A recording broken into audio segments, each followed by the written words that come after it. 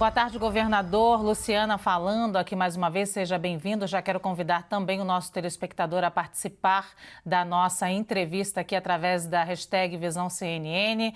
Bom, o Rio Grande do Sul foi um dos primeiros estados a implantar um sistema de bandeiras para gerenciar a situação da pandemia. O senhor falou aqui, inclusive, direcionar as medidas de reabertura. E hoje o estado vive um período bastante crítico. O senhor poderia fazer aqui um balanço dos erros desse sistema, se for o caso, inclusive dizer se o senhor subestimou o vírus?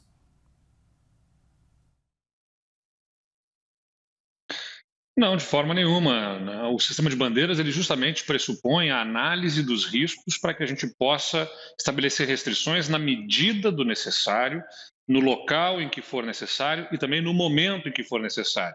O sistema de bandeiras nos permitiu ficar 60 dias sem restrições desnecessárias. Por exemplo, ao longo do final do mês de abril, durante todo o mês de maio e a metade do mês de junho, nós tivemos, a partir do sistema de bandeiras, a possibilidade do funcionamento do comércio, com menores restrições, com protocolos sendo observados e uma série de outras atividades, restaurantes, bares, entre outros, podendo funcionar com protocolos e algumas restrições, mas podendo funcionar, porque os indicadores, 11 indicadores que ali eram analisados, nos diziam justamente que nós não estávamos observando um ritmo de contágio, além dos indicadores. Uma pesquisa também foi no Rio Grande do Sul, com a Universidade Federal de Pelotas, demonstrando que nós tínhamos um índice de prevalência do coronavírus muito baixo. Bom, no momento em que se começou a observar uma inflexão desta curva, a partir de meados do mês de junho, o próprio sistema de bandeiras se encarregou de alertar. Agora sim precisa se estabelecer restrições, porque a velocidade de contágio e a capacidade de atendimento começam a indicar que as restrições são necessárias, que é algo que está acontecendo na região sul do Brasil, é importante ser dito, e também em outros países aqui, o próprio Uruguai e a Argentina também estão observando um aumento de casos. Então, agora sim se faz mais necessário fazer restrições, que é o que o próprio sistema de bandeiras está demonstrando. Governador, mas diante dessa situação atual, o senhor acha então que valeu a pena ficar sem essas restrições desnecessárias, como o senhor chama? Sem dúvida, porque você tem que ter clareza, até o próprio nome do distanciamento controlado faz uma alusão ao medicamento de uso controlado. Tal e qual o uso de um medicamento de uso controlado, você só pode usar, né, só deve usar a restrição quando se verifica necessário. Você não vai usar um medicamento que tem um efeito colateral gravíssimo se você não tiver a doença. O distanciamento impõe um efeito colateral muito grave, que é o efeito da economia, do emprego, da renda das pessoas. Você não pode impor um sacrifício à população que se verifica como efetivamente necessário. E naquele momento não era necessário. Agora se faz necessário. Mas é importante também dizer que a situação que nós observamos no Rio Grande do Sul nesse momento é uma situação mais crítica, assim como se observa em Santa Catarina e no estado do Paraná também, quando nos comparamos conosco mesmos. Por exemplo, o Rio Grande do Sul tem um índice de óbitos proporcional a 100 mil habitantes, nesse momento, de 11 óbitos por 100 mil habitantes. Outros estados, como São Paulo, Rio de Janeiro, estados do Norte, Nordeste, têm de 40 a 70 óbitos por 100 mil habitantes. O Rio Grande do Sul tem o menor número de casos proporcional à população, cerca de 420 casos para cada 100 mil habitantes. Outros estados passam de 1.000, 2.000 casos por 100 mil habitantes. Então, temos uma situação mais difícil agora, quando comparamos o Rio Grande do Sul com o próprio Rio Grande do Sul. Ainda uma situação melhor do que a de outros estados, e agora a gente está buscando junto à população a maior adesão a distanciamento social, e neste momento se justifica mais necessário. Mas, governador, esse retrato que o senhor coloca aí nesse momento é um retrato atual, né? A gente sabe que outros estados enfrentaram primeiro a pandemia e a lógica, inclusive do Ministério da Saúde, a gente entrevistou muitos ministros aqui, eles falavam que depois a pandemia seguiria para o Sul e para o interior, e é exatamente o que está acontecendo nesse momento. Então, a tendência é de que esse quadro, esse retrato que o senhor tratou aí, piore. Quais são as atitudes que os senhores estão tendo nesse momento aí no Sul para evitar essa piora?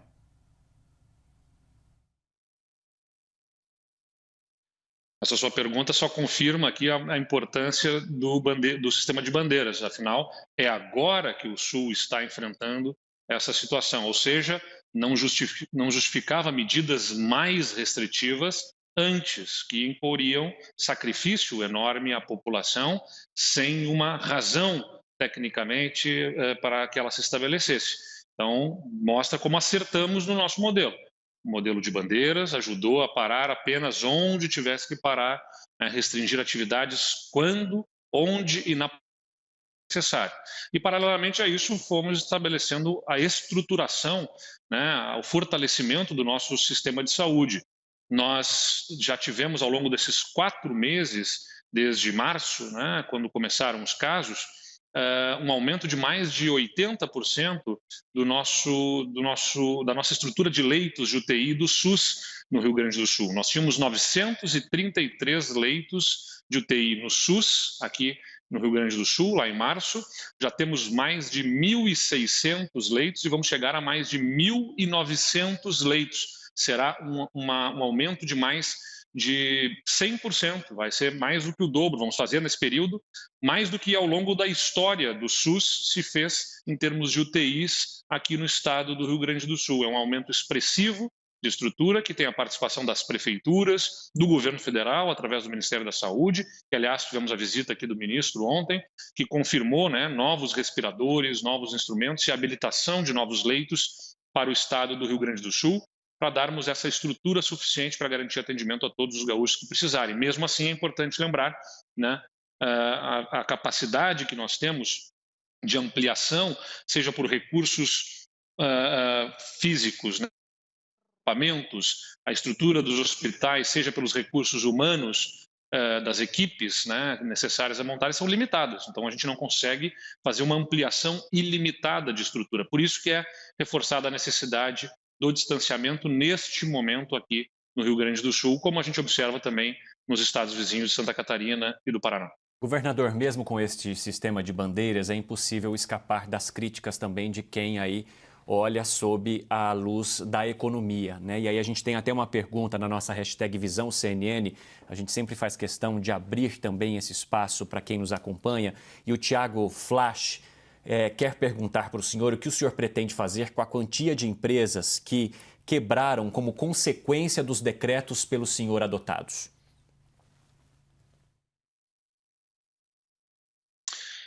Bom, o modelo das bandeiras ele é justamente para poder reduzir esses efeitos, né? A gente estava conversando aqui do que se estabeleceu como possibilidade, enquanto outros estados estavam restrições, né? O estado de São Paulo mesmo passou por 3 meses longos de restrição. Nós não tivemos essa restrição ao longo desse período para aliviar justamente este peso sobre a economia. Mas é inevitável, o peso existe.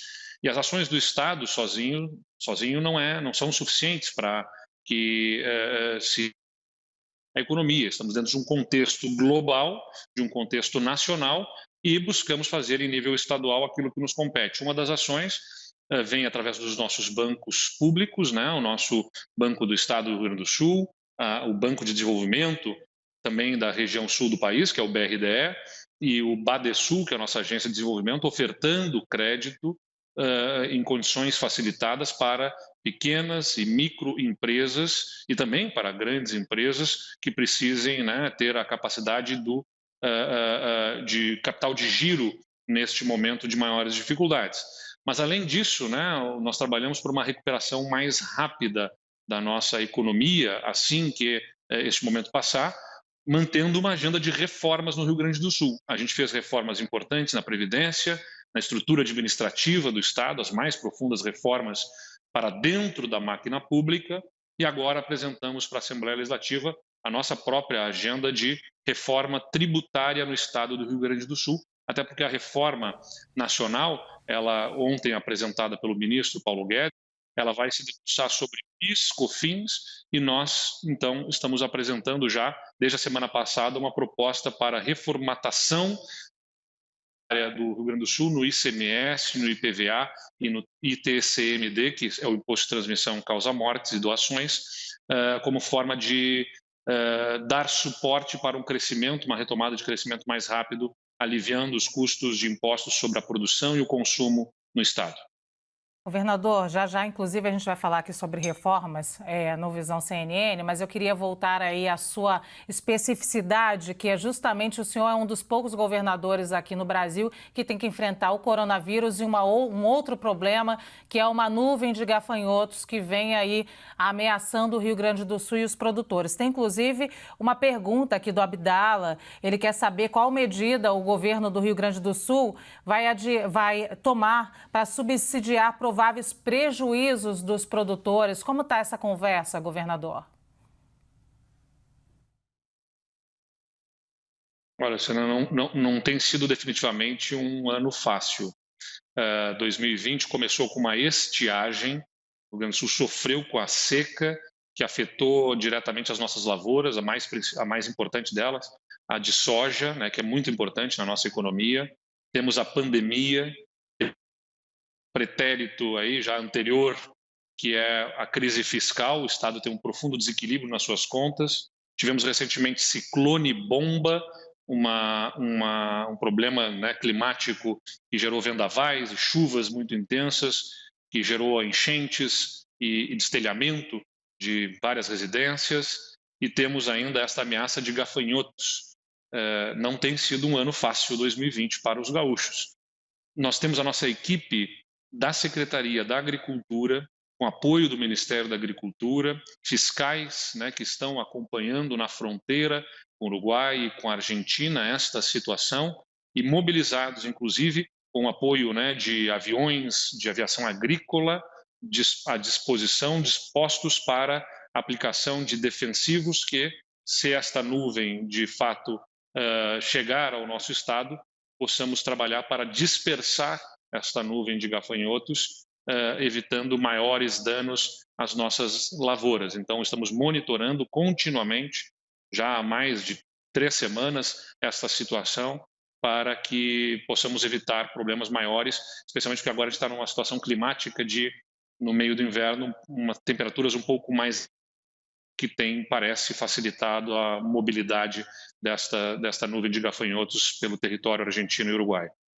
Governador, o senhor já deu aí uma pitada sobre a reforma tributária apresentada no estado do Rio Grande do Sul e nós temos uma pergunta do Rafael justamente sobre isso. Os gaúchos podem pagar menos impostos com essa reforma? É isso que a população quer saber neste momento.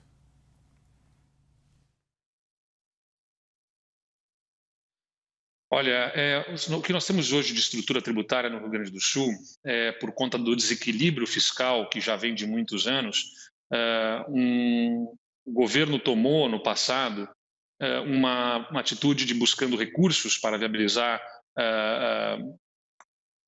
recursos no caixa para pagamento dos compromissos, especialmente dos salários dos servidores, que já está no 5º ano que não se consegue pagar salário dos servidores em dia, na data correta, o que mostra o profundo desequilíbrio que o Estado vive.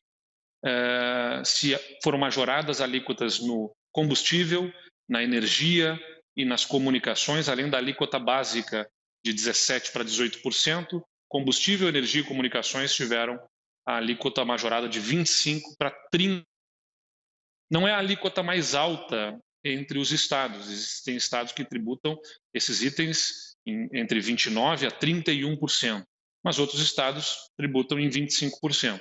Nós queremos reduzir esses impostos, garantir que eles possam ser reduzidos para os 25%, combustível, energia e comunicações, e também essa alíquota básica de 18% para 17%. Agora, o Estado tem uma profunda crise fiscal e não pode abrir mão de receita. Mas a gente pode, ao invés de continuar com este modelo, ter uma distribuição melhor desses impostos, desta carga tributária, sem punir o setor produtivo, sem punir o consumo e, consequentemente, afetando a nossa economia. A economia do Rio Grande do Sul é afetada por este imposto majorado nestas frentes. Então, nós propomos uma reorganização da carga, redução desses impostos, redução também das alíquotas internas de 18% para 12%, outros mecanismos de incentivo à nossa economia, como um prazo mais curto para devolução do ICMS para aquelas empresas que compram maquinário, investem no seu parque industrial, no seu parque de máquinas, e também uma ferramenta inovadora, devolução de imposto para as famílias de baixa renda.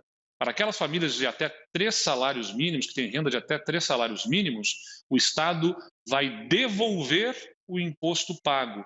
40% para as famílias até um salário mínimo e para as famílias de até 3 salários mínimos, 15%. Então, ao invés de isentar itens, mercadorias, a gente quer focar naquelas famílias de mais baixa renda, aumentando o poder de compra delas, porque quanto mais a gente reduzir o quanto da sua renda, da renda dessas famílias de baixa renda é consumido por imposto, essa renda que fica com elas vai virar consumo, e o consumo anima a nossa economia. A gente projeta até 500 milhões de reais de devolução anual de imposto para essas famílias de mais baixa renda.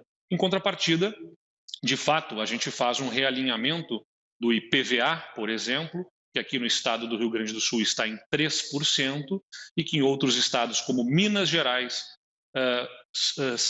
São Paulo, Rio de Janeiro está em 4%. Aqui no Rio Grande do Sul não iria para os 4%, iria para 3,5%, que é a mesma alíquota que se cobra hoje no Paraná, por exemplo. E de outra parte também, outro ponto é que 46% dos veículos do Rio motores são isentos do pagamento do IPVA. Só para dar uma noção à população aqui que nos acompanha, enquanto no Rio Grande do Sul 3 milhões de veículos não pagam IPVA, no estado de Minas Gerais são 67 mil veículos, a 4% o imposto. Aqui nós queremos reduzir a faixa de isenção de veículos, que hoje é de veículos de mais de 20 anos, passaria para veículos de mais de 40 anos, e realinhando o IPVA para 13,5%. Mas no conjunto da obra será uma distribuição melhor para animar a economia da carga tributária aqui no Rio Grande do Sul. Bom, essa ideia de reversão da carga tributária para famílias de baixa renda é muito positiva. A gente espera que vocês consigam, então, colocá-la em prática e não fique apenas no campo das ideias. Obrigado, governador do Rio Grande do Sul, Eduardo Leite. Uma boa semana para o senhor. Obrigado e até mais. Obrigada, governador.